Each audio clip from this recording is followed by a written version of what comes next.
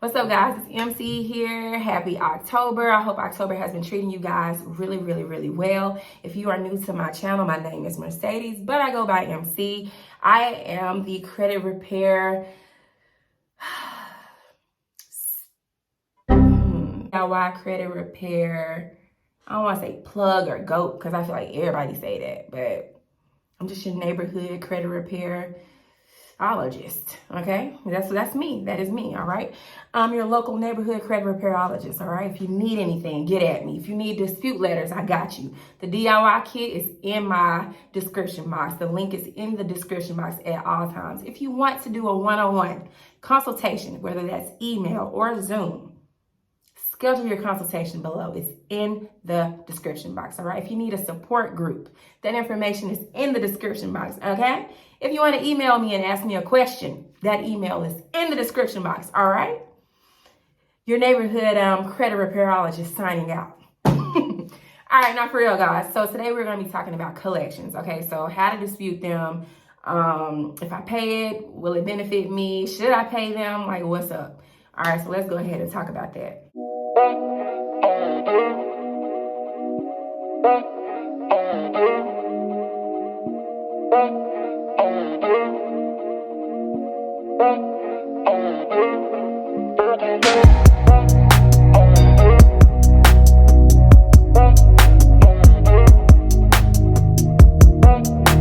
So with collections, listen, this is our first F up, okay? I'm trying not to cuss so much, but the first mistake we make with collections is ignoring the collection notice.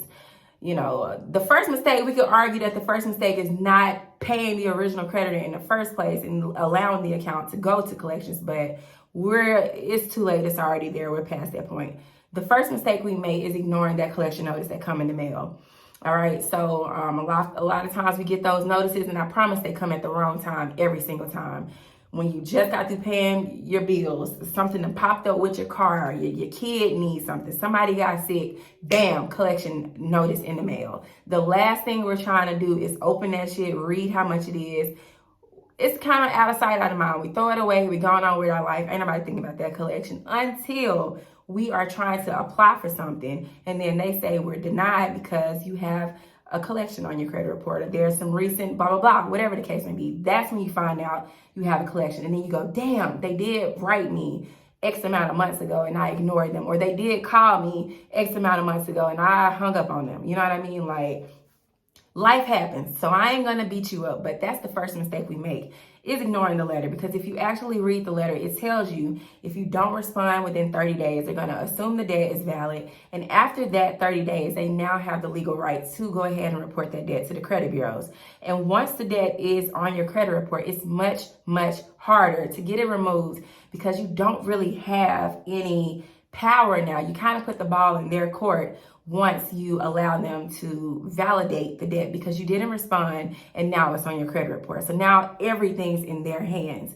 Whether or not they choose to respond to your debt validation letter is completely up to them. Now, in the beginning, when you first got that collection notice, they had no choice. They're obligated under the FDCPA to provide validation of debt and to cease collections until they provide proof of debt to you. But because you failed to respond to the collection notice, they're no longer obligated to respond to that debt validation letter. So if you find yourself sending debt validation letters and the company is just kind of sending you this generic letter, it's because 9 times out of 10, the debt is already on your credit report. It's past that 30-day time period where, you know, you had time to request this information and you didn't. Now they're like, okay, no, we don't have to do that. This is what you owe. This is what you owe. And they're going to keep sending you that same statement or letter saying you owe this amount over and over and over again because they're not obligated to provide proof like they was in the beginning, because, you know, that time period has passed. All right. So let's just say you do catch them during that 30-day window where you get the collection notice and then you respond by sending a debt validation letter.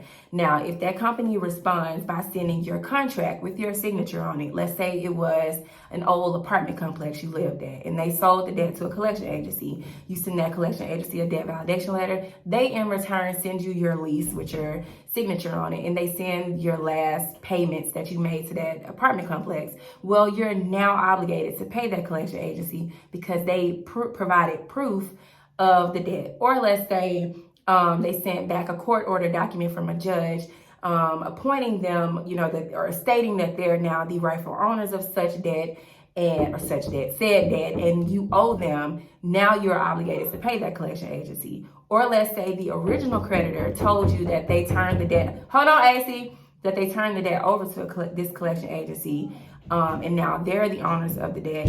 You're obligated to pay that company. Do y'all get what I'm saying? So under that circumstance, you would have to pay the collection agency.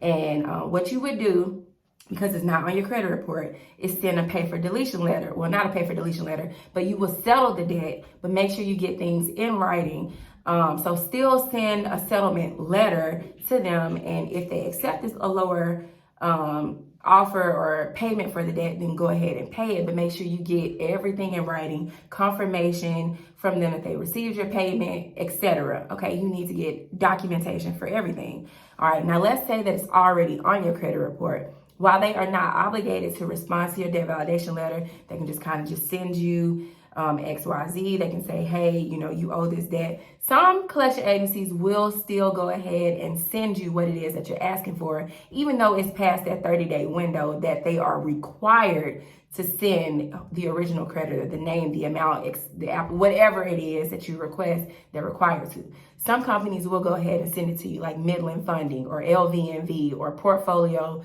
Recovery. Those companies are notorious for having proof. They will send you packets and they also will sue you, okay? So please don't think just because the collection agency has your debt that you're not obligated to pay them just because you didn't sign a contract with them.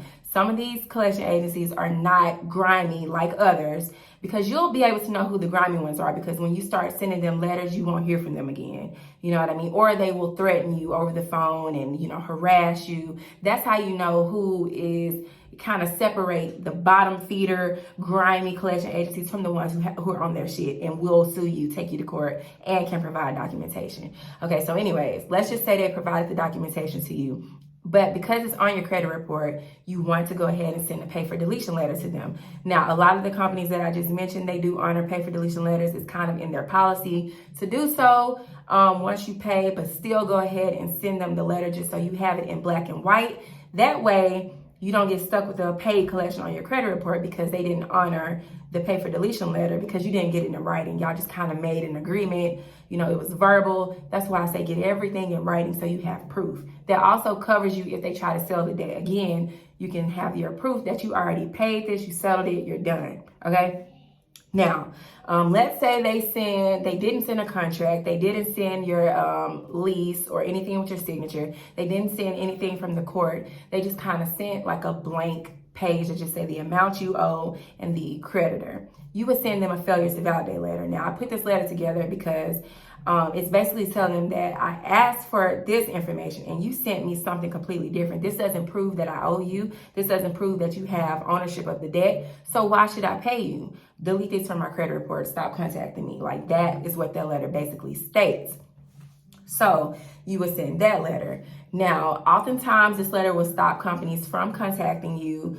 You will no longer hear from them again because they see that, wow, okay, this person isn't playing like they're on their stuff. They know their laws, etc. But you have some companies who will then take it a next step. If the debt is still within the statute of limitations, they will sue you.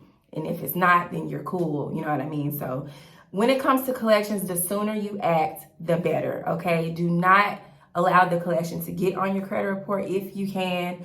You have way more leverage if you go ahead and jump on it as soon as they send you a collection notice. You have more leverage to request a lower amount to settle, and you could possibly stop a collection from ever reporting by sending a debt validation letter, because most collection agencies don't have the information that can validate your debt. So don't allow these grimy collection agencies to just get one up on you because you're afraid of whatever when they send you a collection notice. There still are laws in place.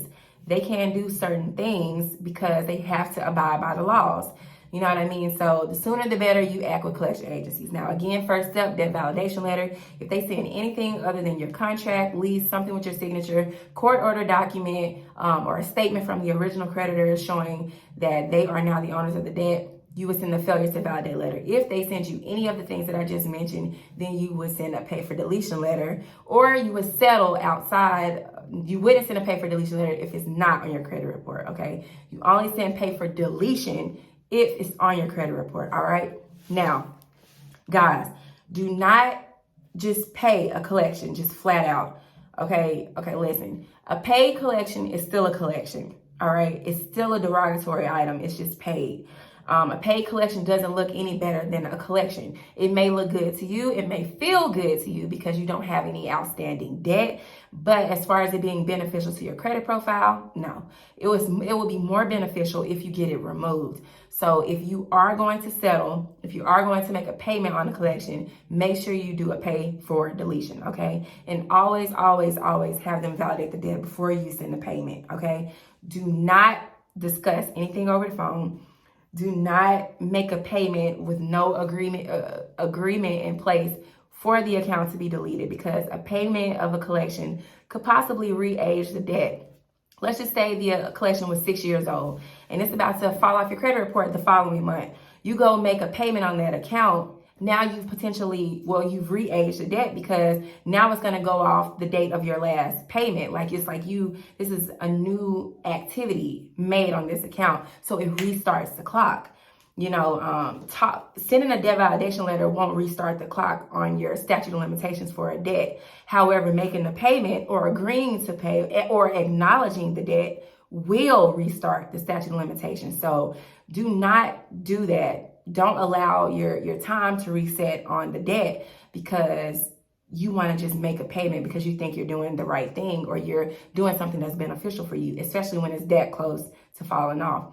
Sometimes debt is too old for you to make a payment, which is also why you shouldn't just flat out go pay. You should always go check and see, how old this debt is. Go look at your credit profile and see when the last time you made a payment on this account to base, the time period or when this account will age off your credit report. Because once an account, you have to look from 7 years from your last payment to determine when this account is going to fall off your credit report.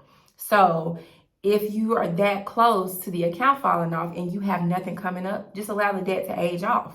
Most of the times for some people, if you live in certain states, the statute of limitations for that state have expired, so you can't be sued on the debt. So if you go and make a payment, you would just reset that time clock. So don't do that, okay? So you also have to just weigh your options when it comes to paying collections.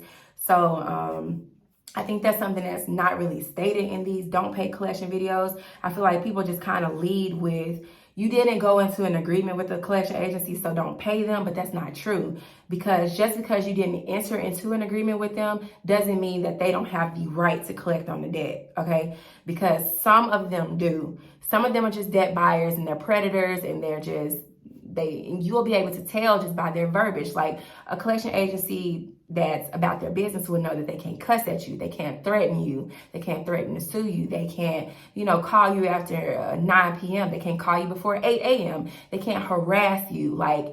They know that. And they don't do any scare tactics, to try to belittle you as a human being because you're unable to pay your debt.